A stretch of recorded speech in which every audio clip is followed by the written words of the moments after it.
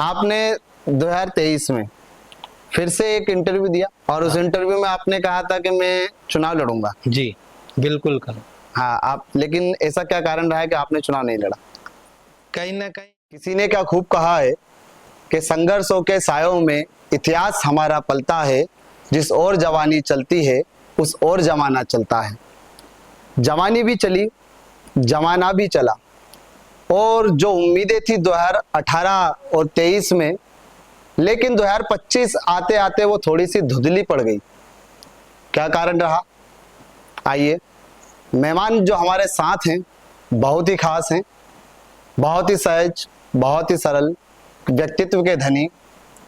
नाम है श्री गौरव सन्नी महाजन जी। बहुत बहुत स्वागत है सर आपका। धन्यवाद। कैसे हैं सर आप? सब में चलिए शुरुआत करते हैं। आपने सन्नी महाजन जी को सिर्फ राजनीतिक मंचों पर देखा होगा, आपने देखा होगा आंदोलन करते हुए, आपने देखा होगा हमेशा किसानों के साथ खड़े हुए, आपने देखा होगा कि उन्होंने बिजली विभाग के खिलाफ भी कार्रवाई करवाई। बहुत सी जगह पर आपने उन्हें देखा होगा, लेकिन देखते हैं उनके व्यक्तिगत जीवन में क्या क्या उतार चढ़ाव आए और किस तरह से उनका व्यक्तिगत राजनीतिक जीवन रहा है। शुरुआत करते हैं।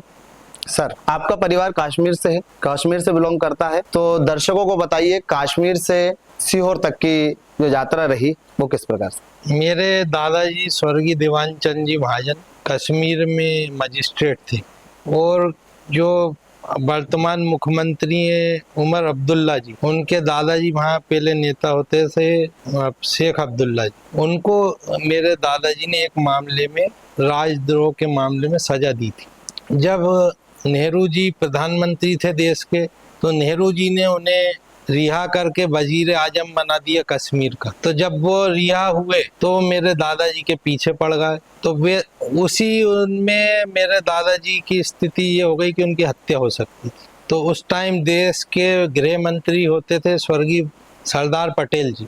फिर उन्होंने मेरे दादाजी को सेना के माध्यम से अपने पास बुलाया, अपने गृह मंत्रालय में रखवाया, लेकिन दुर्भाग्यवश उनकी भी जल्दी मृत्यु हो गई। इस कारण मेरे दादाजी अपनी जान बचाते हुए जनसंघ के पहले नेता होते थे स्वर्गीय बलराज मौधोक जी, उनकी सहायता से भोपाल आए स्वर्गीय उदयदास जी मेहता जी के पास। फिर उन्होंने मेरे दादाजी को सीहोर भेजा।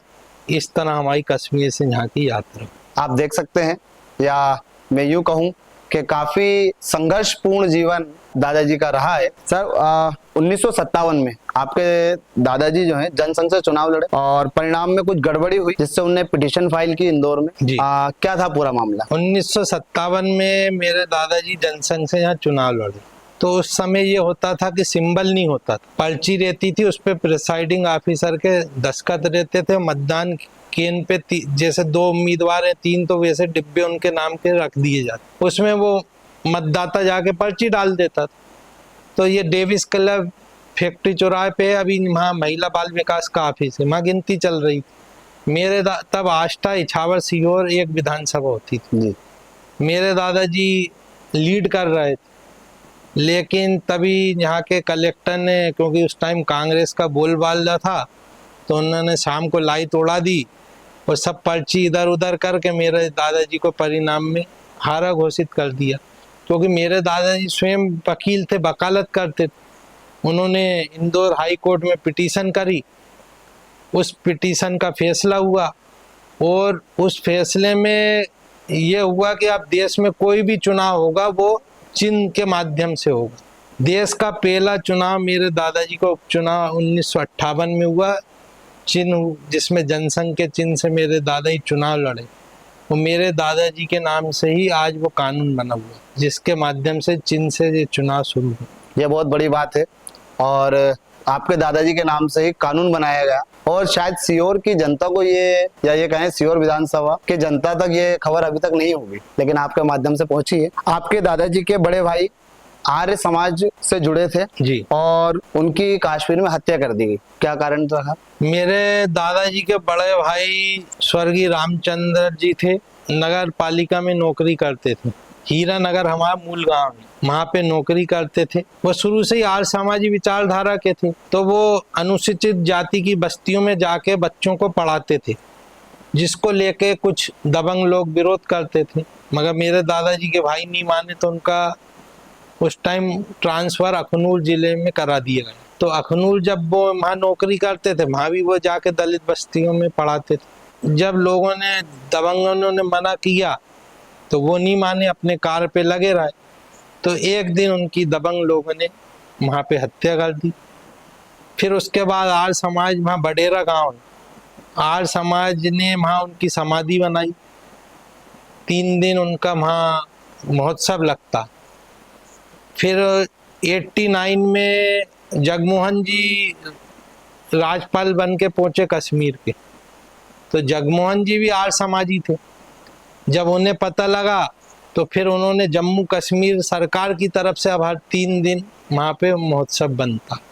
अब आज भी महोत्सव वहाँ बनता है? अब जम्मू कश्मीर सरकार बनाती है, जगमोहन जी ने ये आदेश किया, तब से वह जम्मू कश्मीर सरकार बनाने लगी। तो आपका जो परिवार है स्वतंत्रता सेनानी है, क्या 1971 में आपके पिताजी भी चुनाव लड़े? जी, जनसंघ बांग्लादेश जब युद्ध हुआ उसके बाद चुनाव हुए थे, तो उसमें मेरे पिताजी जनसंघ के यहाँ से उम्मीदवार थे। आपके परिवार से भारतीय जनता पार्टी या यूं कहें जनसंघ से कौन कौन से पद पर आपके परिवार से रहे हैं? मेरे दादाजी पिताजी जनसंघ के दोनों जिला अध्यक्ष रहे, पिताजी भी रहे, दादाजी भी रहे। मेरे दादाजी विधायक रहे। फिर मेरे पिताजी जनता पार्टी के भी अध्यक्ष रहे, भारतीय जनता पार्टी के भी 2 बार अध्यक्ष रहे। मेरी माताजी समाज कल्याण बोर्ड की सदस्य रही मध्य प्रदेश की। मेरी चाचा स्वर्गीय अशोक महाजन जी यहाँ पार्षद भी रहे, और मीसाबंदी भी रहे। मेरी चाची श्रीमती मंजू महाजन जिला महिला मोर्चे की भी अध्यक्ष रही। मेरे पिताजी स्वतंत्रता संग्राम सेनानी भी थे और मीसाबंदी भी थे। आपातकाल में वो भी जेल गए। मतलब ये कह सकते हैं कि महाजन परिवार में ही भाजपा है। अब ये तो सब जनता ही बता। चलिए ठीक है सर। आपकी प्रारंभिक शिक्षा? मैं सीहोर में ही पढ़ा। वैसा कहा जाता है राजनीति के लिए पढ़ाई ज्यादा आवश्यक नहीं है। मैं सीहोर में पढ़ा। 1 से 3 तक मैं इमानुअल स्कूल था, उसमें पढ़ता था जी। फिर 4 से 12 तक, 4th क्लास से 12 तक मैं शारदा विद्या मंदिर स्कूल में पढ़ा। फिर फर्स्ट ईयर में मैंने यहाँ कॉलेज ज्वाइन किया, लेकिन नागपुर में एडमिशन मिली तो वहाँ BA LLB एक साथ हो जाती थी 5 साल। तो मैंने फिर वहाँ एडमिशन ले ली, वहाँ से BA LLB कर। आप भी वकील हैं? सनद नहीं ली। चलिए ठीक है सर। होता क्या है कि जैसे भाजपा में आने के लिए लोग कहते हैं कि प्रथम सीढ़ी RSS होती है, तो आपने कभी RSS ज्वाइन नहीं किया? नहीं, RSS गया। अच्छा, RSS में गए हैं। हाँ। लेकिन आपने कभी किसी उनको जैसे कहा जाता है प्रथम वर्ग या प्राथमिक, हाँ, वो नहीं, वो आपने नहीं किया, लेकिन RSS ज्वाइन की है? हर कार्यक्रम में जाता हूँ RSS। अच्छा, RSS हर कार्यक्रम में आप जाते हैं। सर आपके राजनीतिक जीवन की तरफ चलते हैं। राजनीतिक जीवन में ये कहें कि आपने 3 चुनाव लड़े हैं। 2 चुनाव लड़े। 2008 और 2018। 2008 में आपने चुनाव लड़ा जनशक्ति पार्टी से।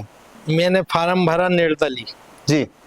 तो उमा जी ने कहा कि तुम मेरी पार्टी से चुनाव लड़। तो तब रमेश सक्सेना जी बीजेपी से चुनाव लड़े थे, और जो वर्तमान विधायक है सुदेश राय जी बीजेपी के, वो उस टाइम कांग्रेस के उम्मीदवार थे।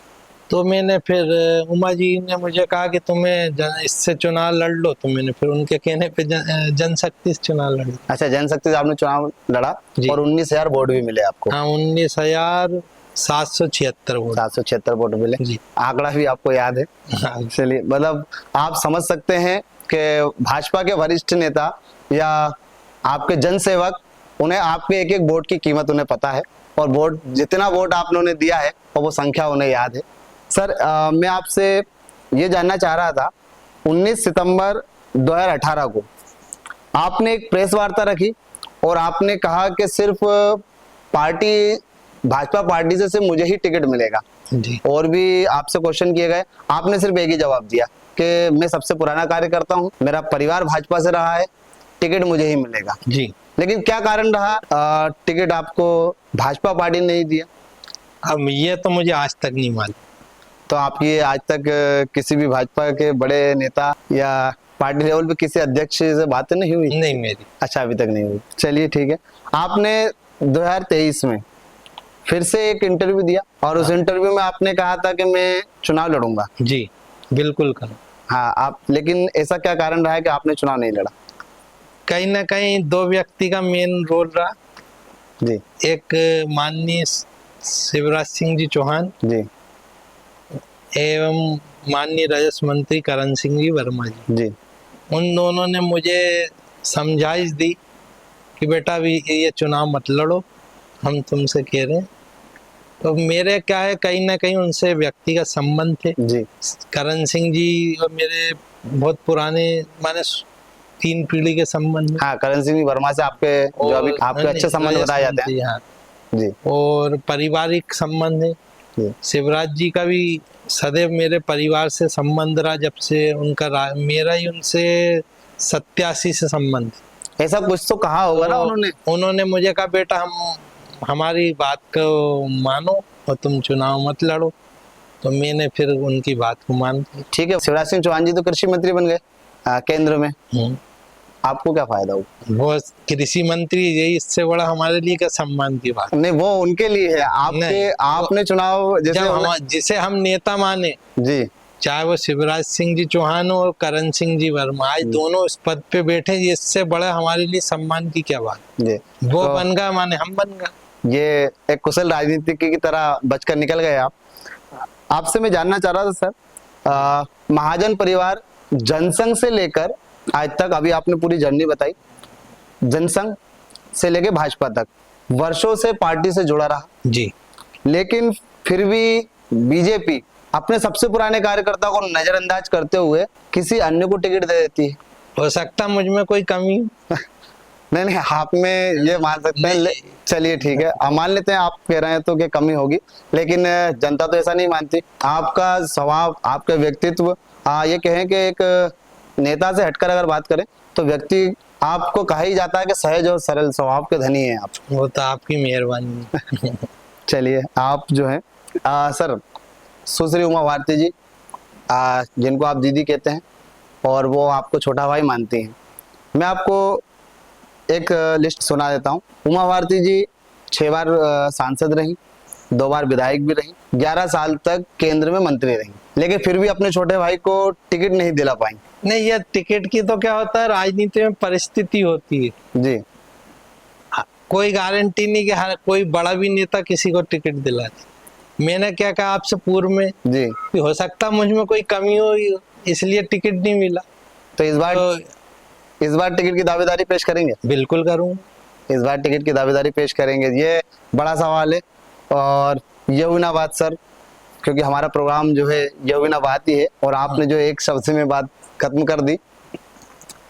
सर, इतना सब कुछ घटनाक्रम हुआ, आपने निर्दलीय चुनाव लड़ा जी। 25,916 वोट भी मिले। 25,916 वोट मिले। चुनाव के समय लोगों ने अफवाह भी फैलाई कि सन्नी महाजन जो है अपना पर्चा वापस लेंगे। आपने कैमरे के सामने, या ये कहें कि एक प्रेस वार्ता बुलाकर आपने वहां सबको बताया, आपने कहा कि मेरी जान चली जाएगी लेकिन मैं पर्चा वापस नहीं करूंगा। जी बिल्कुल बोल। तो उस समय शिवराज सिंह चौहान ने आपसे बात करने की कोशिश नहीं की? नहीं, मेरी और शिवराज जी की बात नहीं हुई। अच्छा, उस समय बात नहीं हुई आपकी। और आपने कहा था कि कोई माइका लाल मुझे खरीद नहीं सकता। जो अफवाह आपने फैलाई, जिसने आपके विरोधियों ने अफवाह फैलाई, तो आपने कहा था कोई माइका लाल मुझे खरीद नहीं सकता।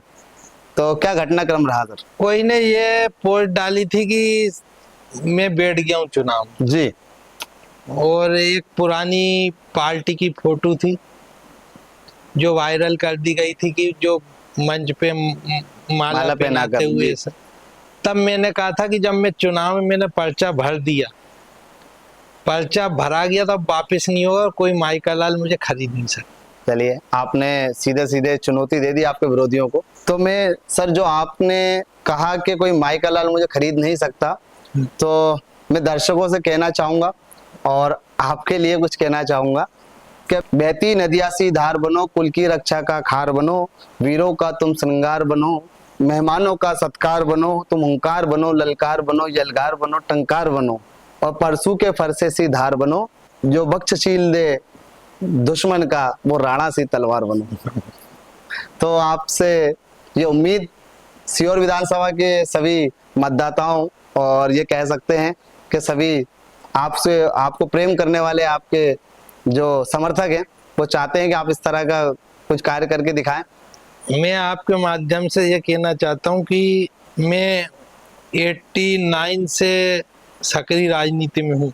जी तब मैं 11वीं 12वीं में ही था, जी लेकिन भाजपा के हर आंदोलन में, हर उसमें रैली, कार्यक्रम, मीटिंग, चुनाव प्रचार, त्यागी जी विधानसभा का 89 में चुनाव जीते थे। जी तब से मैं खुल के बीजेपी काम कर रहा हूँ। उसके बाद मुझे लगभग निरंतर जितना भी समय हो गया आज तक कभी मैंने जनता को पीठ नहीं दिखाई। जी चुनाव लड़ा, हारा, फिर चुनाव नहीं लड़ा, फिर लड़ा, फिर हारा, फिर चुनाव नहीं लड़ा, मगर मैंने सदैव जनता के लिए 24 घंटे में खड़ा हूँ। ये सीहोर विधानसभा क्षेत्र की जनता आपको बता सकती है। नहीं, ये तो है। आप हर क्षेत्र में या यूँ कहें किसानों में या किसी कार्यक्रम में, किसी भी कार्यक्रम हो उसमें आप उपस्थिति अपनी जहाँ तक उम्मीद पॉसिबल हो सकता है आप देते हैं। सर, सीहोर विधानसभा के विकास कार्यों में कहाँ कमी नजर आती है? नहीं, अभी तो भारतीय जनता पार्टी की जब से सरकार बनी है 2003 से निरंतर पूरे जिले का विकास हो रहा, मध्य प्रदेश का विकास हो रहा। आप तुलना करिए कि जो दिग्विजय सिंह जी की कार्यकाल था और उसके बाद 2003 से जितना मध्य प्रदेश में विकास हुआ, निरंतर विकास हर क्षेत्र में होता जा रहा है। उसमें कहीं अब धीरे धीरे ही सब पूर्णति होगी, एक दिन में तो सब पूरा नहीं होगा, मगर जितना विकास भारतीय जनता पार्टी की इन 20 साल की सरकार में हुआ, आप मध्य प्रदेश को देख लीजिए कहाँ से कहाँ पहुंच गया। मध्य प्रदेश तो सीहोर विधानसभा में विकास कार्यों में आपको कमी नजर नहीं आती? नहीं, विकास अच्छा हुआ, अच्छा विकास हुआ है। लेकिन अगर बात करें किसानों की तो काफी ज्यादा नाराज है, भारतीय जनता पार्टी से तो काफी ज्यादा नाराज है। नहीं, तो अभी किसान के लिए जितना भारतीय जनता पार्टी ने करा, कौन ने करा? आप बताइए। जब कांग्रेस की सरकार थी, ओलावृष्टि हो जाए, फसल नष्ट हो जाए किसी कारण, तो क्या नियम था? नियम ये था कि पूरे तहसील की अगर फसल नष्ट होगी तब जाके मुआवजा मिलेगा। जी जब भारतीय जनता पार्टी की सरकार बनी और 2008 में करण सिंह जी, माननीय करण सिंह वर्मा जी राजस्व मंत्री बने, तो उन्होंने एक संशोधन किया। माननीय शिवराज सिंह चौहान जी मुख्यमंत्री थे, उन दोनों ने आपस में सहमति बना के मंत्रिमंडल में प्रस्ताव लाए, पटवारी हल्के पे मुआवजे का नियम बनाया। पटवारी हल्के पे होगी तो उसका सर्वे होगा और उन्हें मुआवजा मिलेगा, और अब तो उनने ग्राम के उस पे भी कर दिया। लेकिन सर ये कहा जाता है कि मुआवजे के नाम पर सिर्फ एक लॉलीपॉप दे दिया जाता है। अभी जो है मालूम है कितना मुआवजा बटा? अभी मुआवजा जितना बटा भारतीय जनता पार्टी ने 1 साल में बांट दिया, तो कांग्रेस के 10 साल में नहीं बटा। चलिए, आप कांग्रेस से तुलना करके बता रहे हैं, लेकिन देखना होगा किसानों का थोड़ा सा मैं लगता है कि हमारे सीहोर जिले, आपकी जानकारी गलत, आप सर्वे करिए, हम भी रात दिन मैं ये कहना, मेरा प्रश्न पूरा होने दीजिए सर। शिवराज सिंह चौहान जी जो हमारे सीहोर जिले से हैं जी, केंद्रीय मंत्री हैं, हाँ, कृषि मंत्री हैं, हाँ, तो किसान चाहते हैं, क्योंकि क्या है कि मध्य प्रदेश में भी उन्होंने 18 साल 20 साल मान लें, 15 महीने कमलनाथ जी के हटा देते हैं, तो 18 साल लगभग मुख्यमंत्री रहे और अब कृषि मंत्री हैं। तो उसके बाद भी अगर किसानों की हालत यही कि यही बनी हुई है, क्योंकि एक बात आती है कि आय दुगनी करने की बात भाजपा पार्टी या मोदी सरकार कहती है, तो आय दुगनी तो हुई नहीं, सोयाबीन वहीं के वहीं 6000 से 4000 आ गई। आपका जहाँ तक शिवराज जी का कहना है, माननीय शिवराज जी ने जितना सीहोर जिले का तो विकास किया, मध्य प्रदेश का विकास किया। अगर मैं और उनकी योजना गिनाने लगूंगा तो सुबह से रात हो जाएगी। हर वर्ग को, हर इंसान को, हर चीज में उनने लाभ दिया। आप ये कह ही नहीं सकते उनके विषय में। अच्छा, मैं किसान हितैषी, अब आप रोज देखिए ना उनको। नहीं, वो जाते हैं, रोज जा रहे हैं, वो जाते हैं, उन्होंने ना अभी दवा की उनको जानकारी मिली, कोई नकली दवाई की उन्होंने तत्काल कार्रवाई करी और कई कंपनियों को बैन करा। कई कंपनियों को उनको सस्पेंड कर अधिकारी को। अब जन हित, किसान के हित में तो ये सब कार्य कर रहे हैं। चलिए, शिवराज सिंह चौहान की आप बात कर रहे हैं, मैं आपसे ये जान लेता हूँ कि शिवराज सिंह चौहान जी से आपने कहा कि उन्होंने सीहोर जिले का ही नहीं और पूरा मध्य प्रदेश का विकास किया, लेकिन मुख्यमंत्री तो मोहन यादव जी को बना दिया गया। ये तो पार्टी का अपनी फैसला होता है, इस बारे में अपन नहीं बोल सकते।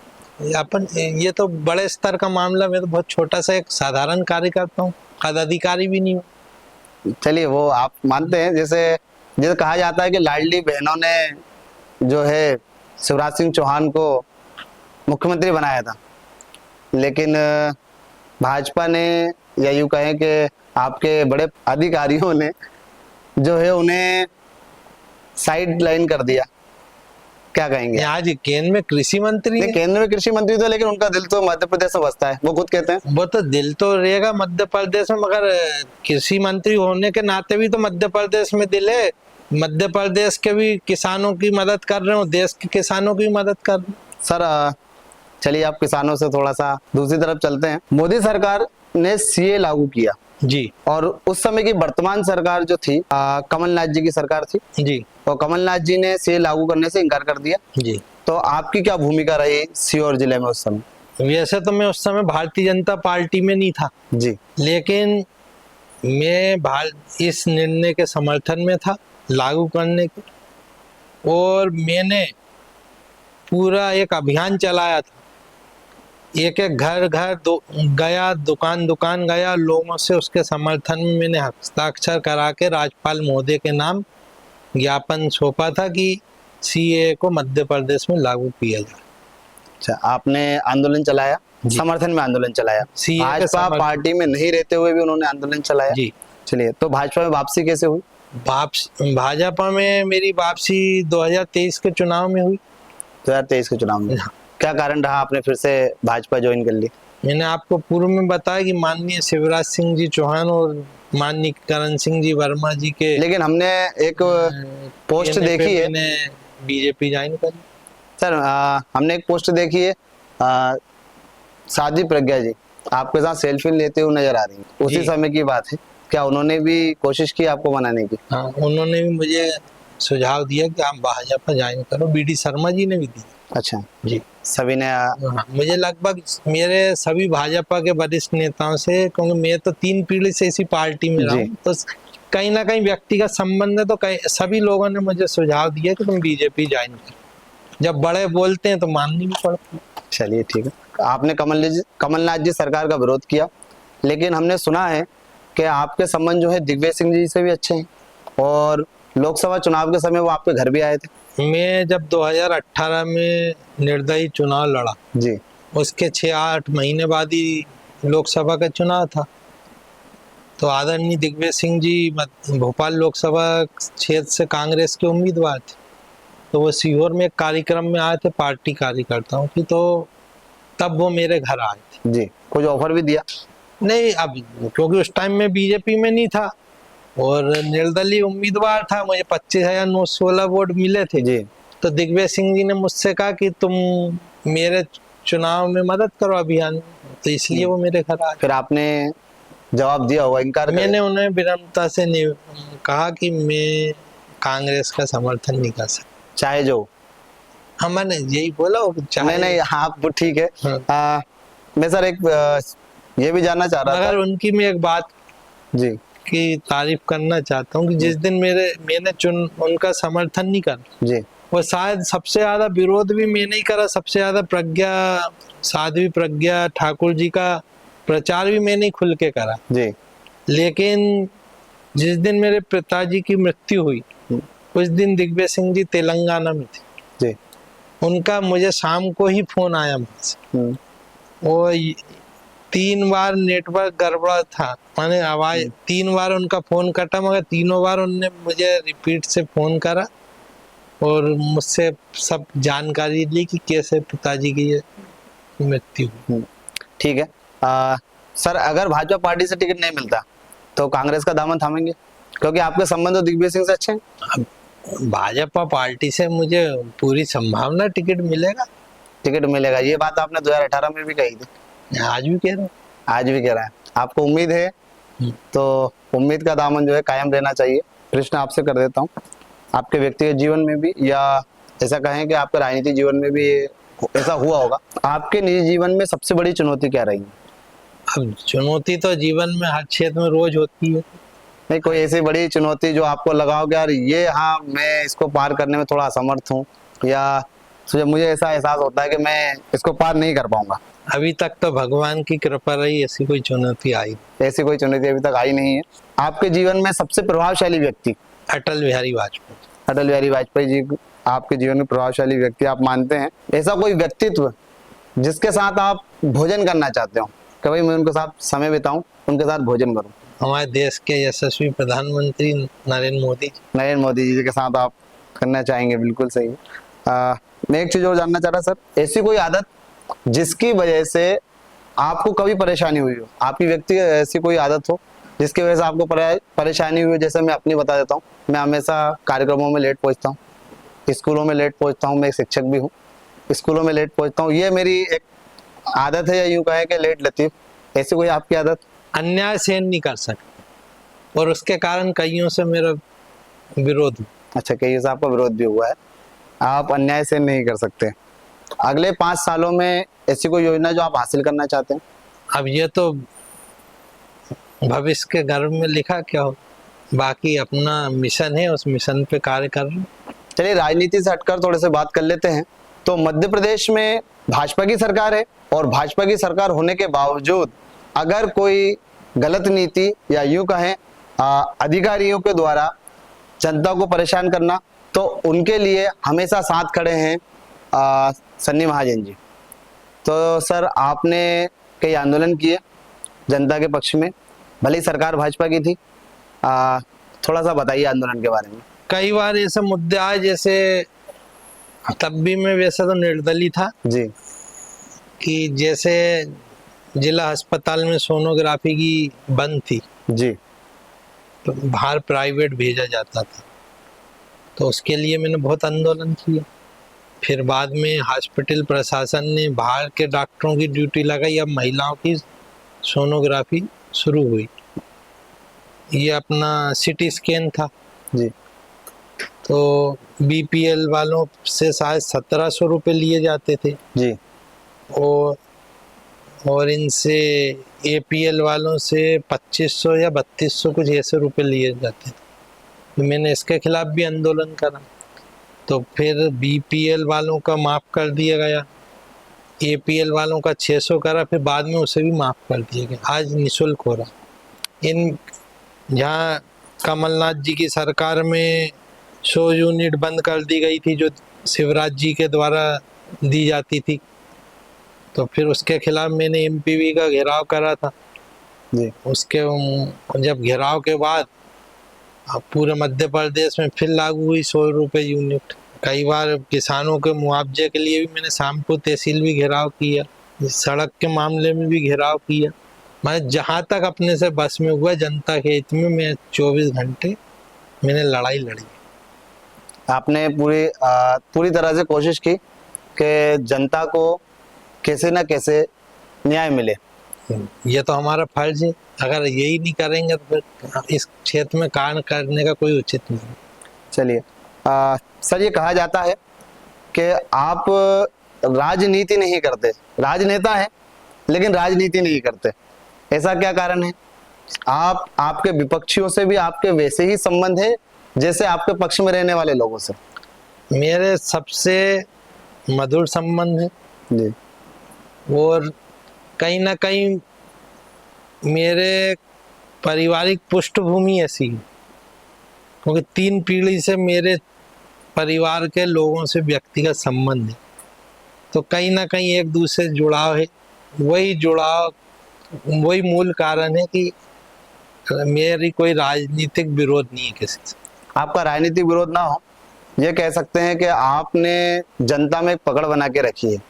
लगभग आपका एक अच्छा खासा वोट बैंक भी है, चाहे आप निर्दलीय चुनाव लड़े, आपने अच्छे 25,000 वोट भी आपने पिछले निर्दलीय चुनाव में आपने लिए थे।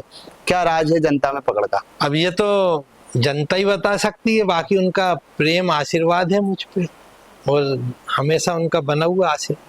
हमें लगता है कि आप जनता के साथ हमेशा खड़े रहते हैं। ये भी कारण है कि हो सकता है, या फिर आपका व्यक्तित्व की वजह से।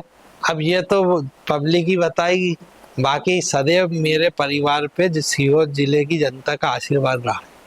और मैं जब भी मिलता हूँ सर से निशब्द हो जाता हूँ। आपका व्यक्तित्व ही ऐसा है। कि ये मेहरबानी है कि सर आपने आंदोलन किए, और उन आंदोलनों से, आंदोलन का अर्थ होता है कि जिधर सब चल रहे हैं उसके विरोध में चलना, या भेड़ चाल जो चल रहे हैं।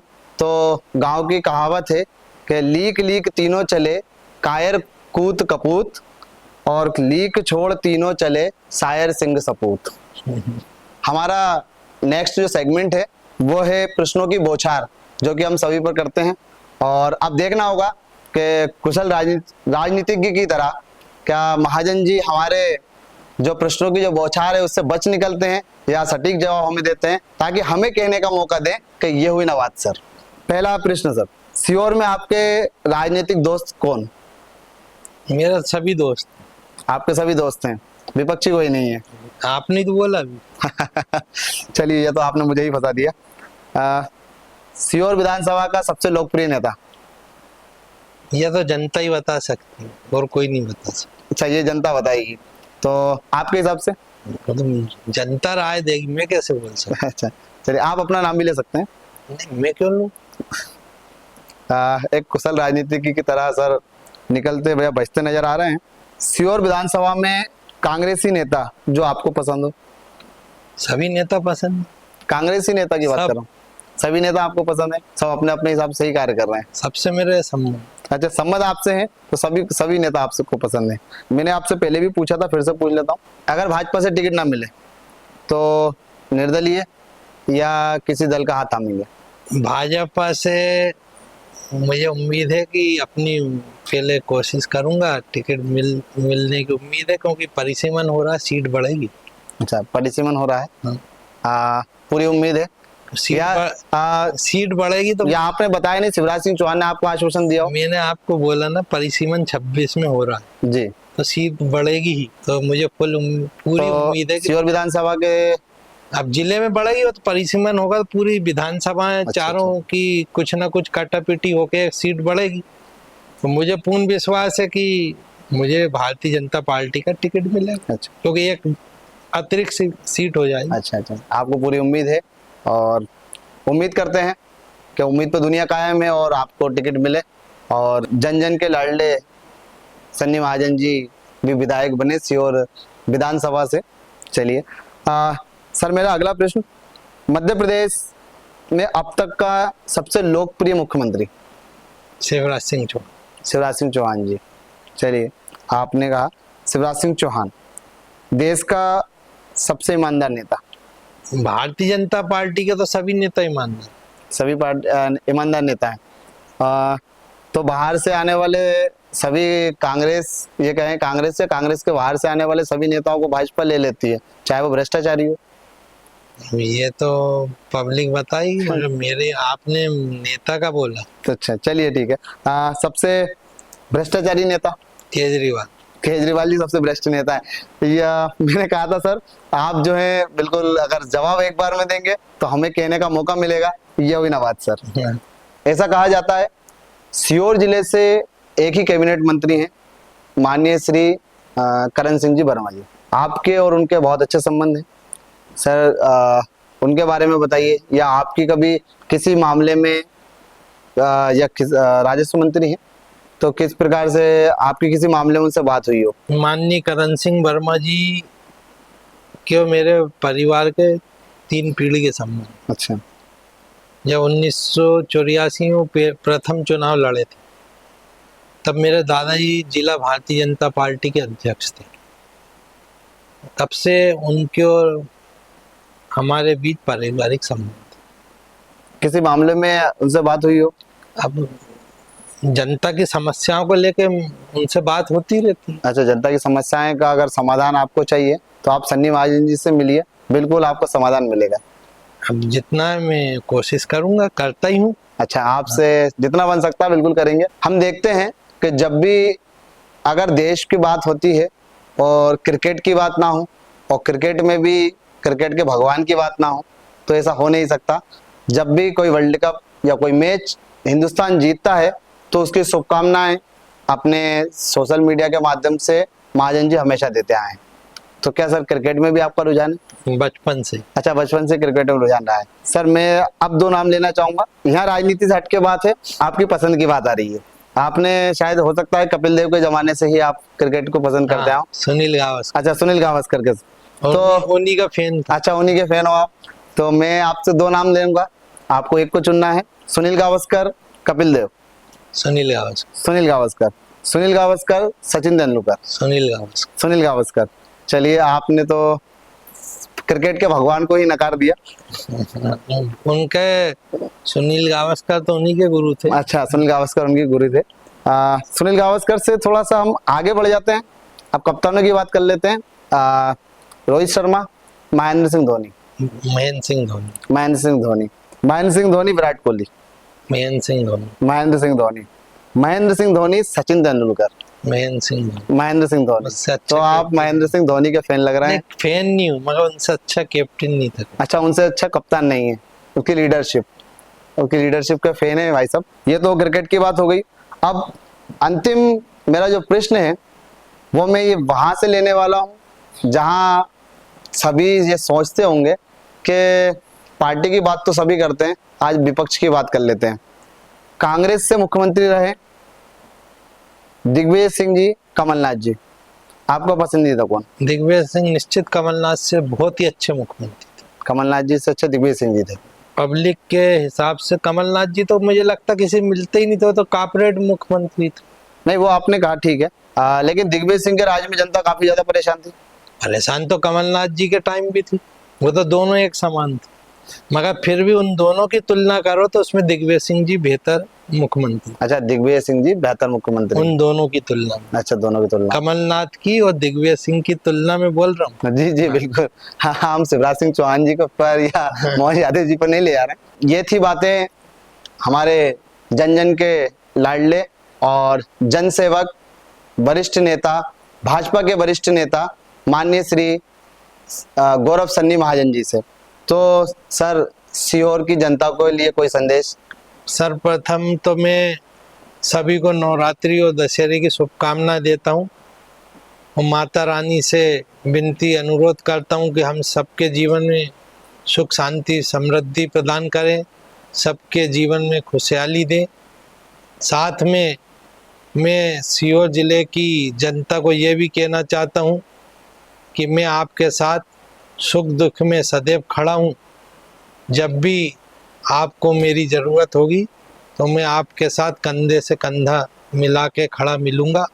इन्हीं शब्दों से अपनी वाणी को विराम देता हूँ। मैं अपनी भी वाणी को विराम देता हूँ, लेकिन कुछ शब्दों के साथ। और मैं ये कह सकते हैं कि जिस तरह से हनुमान जी को शक्ति याद दिलाने के लिए जामवंत आए थे और जामवंत जी ने शक्ति याद दिलाई थी, तो आपके लिए कुछ पंक्ति है सर। हम यहीं बैठकर सारा इतिहास सुनाएंगे तुमको, कितना ऊंचा उड़ सकते हो याद दिलाएंगे तुमको, जो आज हम भी इसी जगह पर यही करने आए हैं, तुम भी ऊंचा उड़ सकते हो विश्वास दिलाने आए। धन्यवाद। बहुत बहुत धन्यवाद।